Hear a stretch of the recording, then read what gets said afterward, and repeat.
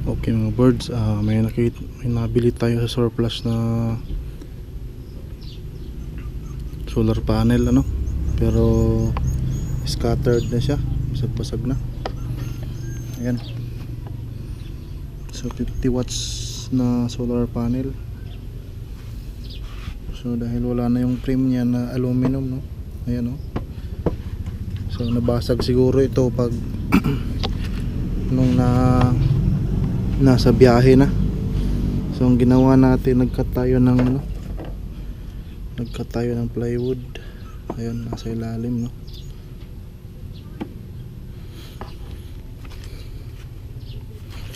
ito mga birds ayan. So nagkat tayo ng plywood. Ayan, so ayun yung niya likod. So susubukan natin i-fix to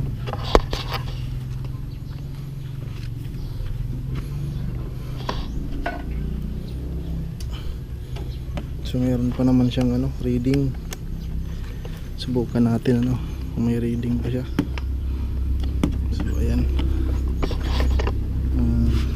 dito yung wire niya putol na.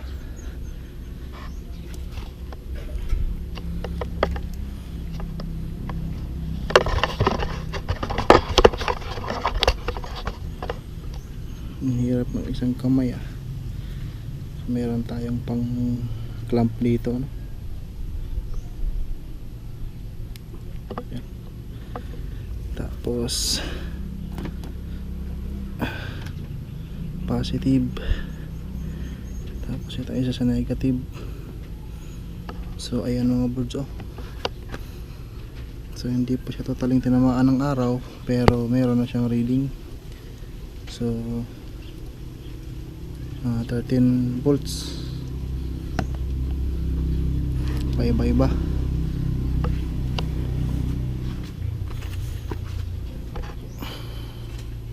Subukan natin i-fix to. Meron tayong sealant dito. Ayan, subukan natin i-fix. 50 watts na solar panel.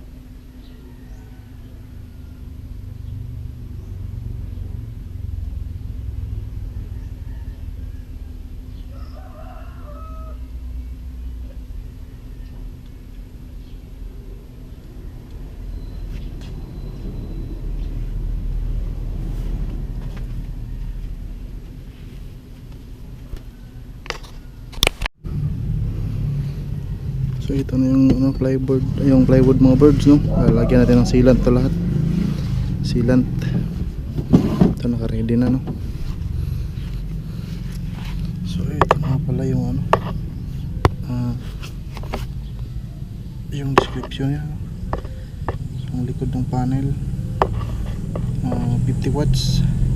So nasa yung open circuit voltage niya is 21.42 volts. So ayan,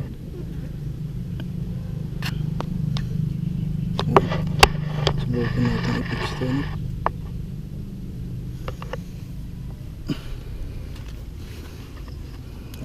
Lagyan natin ng sealant.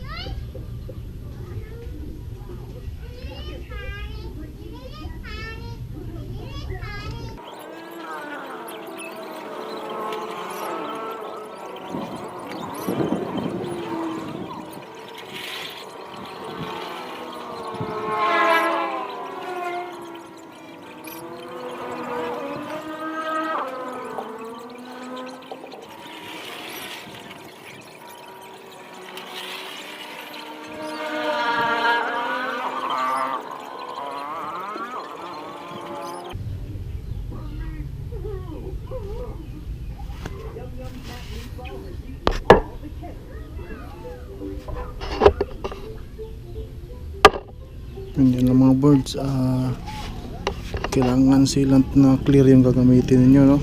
Tapos bawat section nitong mga cell niya lagyan niyo ng ano, tapos hagurin niyo lang para malagyan yung mga bitak, no? So paulit-ulit na yung procedure natin hanggang doon sa dulo mga birds. So Parang uubos yata ito ng tatlong sealant. So, okay, update na natin ito mamaya mga birds, ano.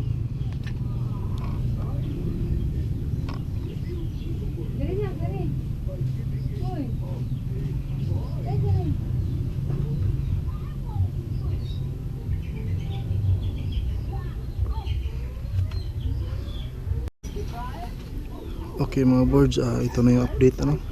Ayan, nalagyan na natin ng sealant tong mga ano na to, mga bitak. So ayan, no. So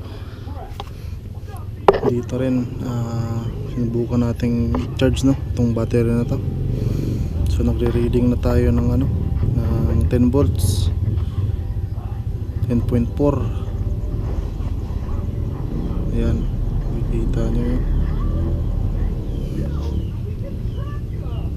So nakadirekta lang tayo kasi wala pa tayong charge controller. So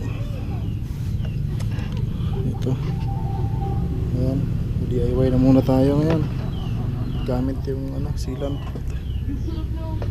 clear na sealant. Pag nag-apply pala kayo ng sealant mga birds, kailangan meron kayong pang pahid, no, gaya ng tsinelas o yung mga guma. Pag-apply nyo para yung mga bitak dito sa nya, resin. Ang stock kasi na nakalagay rito hindi ito glass, ito ay isang resin.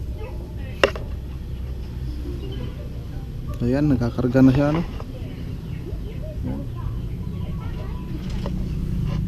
So hanggang dito na lang yung video natin mga birds. Maraming salamat sa panonood.